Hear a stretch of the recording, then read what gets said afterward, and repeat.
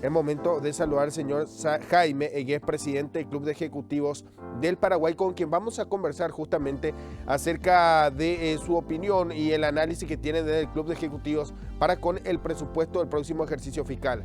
Señor Jaime, ¿cómo está? Buen día, ¿cómo están todos? Bueno, un placer estar en tu espacio, un poco para compartir con la ciudadanía la posición que tenemos como club de ejecutivos ante lo que es el PGN, ¿no? Es la ley más importante del país.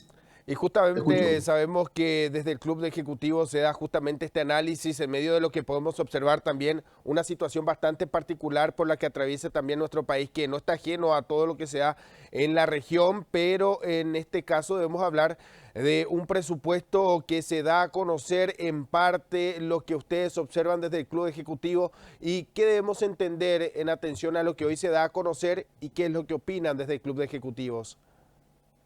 Sí, básicamente nos concentramos en dos puntos. La ley del PGN, digamos, es considerada la ley base o la ley madre de lo que es la gestión pública y es básicamente, para que entienda un ciudadano normal, es lo que hacen con el dinero que aportamos todos, ¿no? Aquel usted es ciudadano que está vendiendo en el mercado 4, que está vendiendo con boleta, que está generando IVA o está pagando alguna mercadería que tiene impuesto selectivo al consumo. Su dinero va a parar a una caja común y esa caja común se ejecuta según una ley que es la ley de presupuesto general de la nación que está actualmente en senadores y va a ser votada, aprobada, modificada. Va a salir de esa instancia, que es la instancia más importante desde el punto de vista político, para ser ejecutada por el ministro de Hacienda. O sea, el ministro de Hacienda puede hacer lo que eventualmente el Congreso, en este caso la Cámara de Senadores, previa a la expedición o aprobación de diputados, saque del presupuesto. Dentro de ese marco, quiero explicar claramente que el Club Ejecutivo lo que ha hecho es un análisis muy detallado de cuál sería, digamos, las implicancias del presupuesto general de la nación como está actualmente vigente y cuáles son los eventuales peligros o qué le pedimos a los senadores en este caso que tomen en cuenta. El punto principal está relacionado con lo que nosotros denominamos que el Estado permanentemente tiene una cultura bastante difícil y quizás peligrosa en este momento de COVID, que nosotros llamamos de expansión del gasto corriente. ¿Qué es la expansión del gasto corriente? Es el gasto que básicamente está compuesto por lo que ustedes muchos conocen como gastos rígidos, que está compuesto mucho por salarios y gastos corrientes del Estado.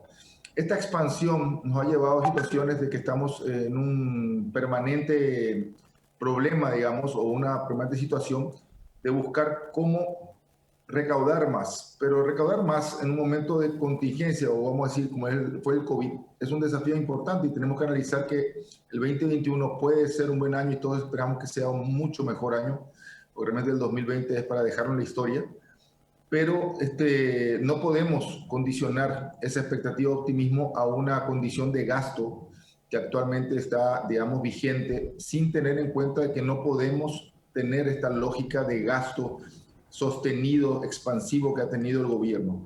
Ahora, yo siempre digo, mira, un poco para compartir con ustedes y la ciudadanía, yo no tengo ningún problema que se gaste eventualmente cosas relacionadas a la mejora de la calidad de vida. El problema que hemos tenido en estos años, sobre todo lo hemos visto en los últimos años, está el informe que nosotros tenemos, vamos a entregarlo al Congreso. Estamos viendo la metodología de cómo entregar, pero en ese informe que está basado en datos del Banco Central del Paraguay, en datos del Banco Interamericano de Desarrollo que entregó al gobierno, datos del ministro de Hacienda, nosotros lo que reflejamos básicamente es que hay un permanente aumento de gastos a muchas instituciones y la calidad de ejecución que hemos recibido en contrapartida es muy baja. Por lo tanto, no creemos que tengamos que continuar aumentando los gastos corrientes, o por lo menos queremos que vamos a decir, limite o evite la discrecionalidad de gastos corrientes. ¿Por qué? Porque no tenemos una contrapartida hasta ahora, hasta que no tengamos un buen mecanismo de control, un buen mecanismo de ejecución. Eso por un lado. El otro lado más importante que le estamos pidiendo al sector político, prudencia en lo que se refiere al manejo de la deuda externa. ¿Por qué hablo de prudencia? Se refiere, digamos, a que si nosotros estamos en una condición que hemos construido estos últimos 15 años, con el esfuerzo de todos los paraguayos, absolutamente todos, que nos permite estar en una posición de macroeconomía o de sostén, digamos que somos, en este caso, referente de la región, por lo menos de los países que nos rodean. tenemos que cuidar esa estabilidad macroeconómica que a la larga permite que la microeconomía pueda tener estos efectos que hemos tenido ahora de rebote o estos efectos de recuperación rápida, porque nuestra macroeconomía está ordenada. ¿Qué significa macroeconomía? Básicamente, son los grandes índices que clasifican la economía del país, y entre esos uno de los más importantes que hemos tenido es el manejo correcto, prudente de la deuda externa o del déficit también, y también del déficit fiscal, ¿no? Que es la cuenta, digamos, de cuánto el gobierno gasta de más de lo que ingresa. En este año hemos tenido una disparada del déficit, posiblemente cerremos al 7% según los economistas del Club de Ejecutivos, lo cual no entendemos dentro del contexto del COVID, pero no nos parece prudente sostener una política de salirnos de lo que fue la ley de responsabilidad fiscal, que nos ha traído muchos beneficios desde el punto de vista de imagen del país. Y creemos que es hora de que los senadores pongan algún tipo de limitación o algún tipo de condición que permita que el ministro de Hacienda tenga foco en la administración correcta de cómo usa el dinero público que generamos todos los contribuyentes. Por último, dejo acá para una reflexión, otro punto que hemos puesto en el informe: nos preocupa mucho la situación de la caja fiscal. La caja fiscal del Estado, de muchas de las instituciones que atienden, es una caja que tiene un problema grave de sostenibilidad, y hay que ponerse a sentarse en la mesa y comenzar a trabajar en soluciones posibles, porque hoy en día la falta de dinero que tienen las cajas es sacada de lo que sería, digamos, el presupuesto general de la nación. Básicamente esos son los puntos. No sé si tienes una pregunta un poco para compartir con la ciudadanía. Me parece fundamental varios aspectos que nos está mencionando en medio también de esta particularidad en donde se habla de ser rígidos, de ser austeros, mejor dicho, con el gasto, pero por otra parte el sector social que demanda una inversión importante hoy día. Hablamos también de estos programas de asistencia que se han dado, estas figuras que aparecen, Putiboña, Angarecó, y esto que forma parte de un plan, pero hablamos también de sectores que no forman parte del sector formal hoy día, pero que están siendo asistidos, y cómo se logra este equilibrio finalmente cuando hablamos, por una parte, de ser austeros y por otra parte de sectores que necesitan mayor inversión, y esto que tenga un fuerte componente social también, y que genere esto para el desarrollo en materia económica y el bienestar de nuestro país.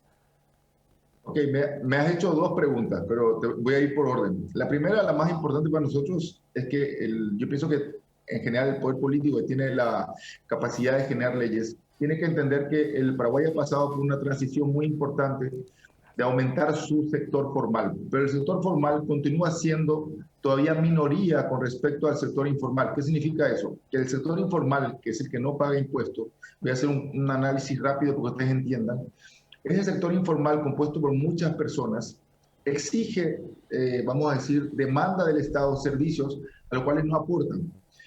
¿Cómo ocurre esto? Si una persona está, por ejemplo, en el negocio más nocivo que tenemos en Paraguay, que es el contrabando, ese camionero que está dirigiendo mercadería de contrabando, él, si tiene un problema o vamos a decir, si tiene que llevarle a su hijo, a su señora, porque tiene una enfermedad, va a un hospital público, pero y demanda el servicio y va a criticar que el Estado no le da. Pero sin embargo, en su gestión día a día de lo que él está haciendo, él no está colaborando para la economía, digamos que la parte formal estamos colaborando. Si usted va y usted exige una factura, usted paga el IVA, usted paga el impuesto selectivo de consumo, usted compra mercaderías dentro de lugares donde se expiden facturas, usted está dentro del sistema formal. O si es un microemprendedor, el microemprendedor tiene un RUC para poder emitir factura, está aportando a la economía del país, que a la larga nos redistribuye beneficios a nosotros, salvando la calidad que tenemos en este momento, que digo que todavía es pobre, y estamos trabajando en mejorar en alianza con la parte de pública.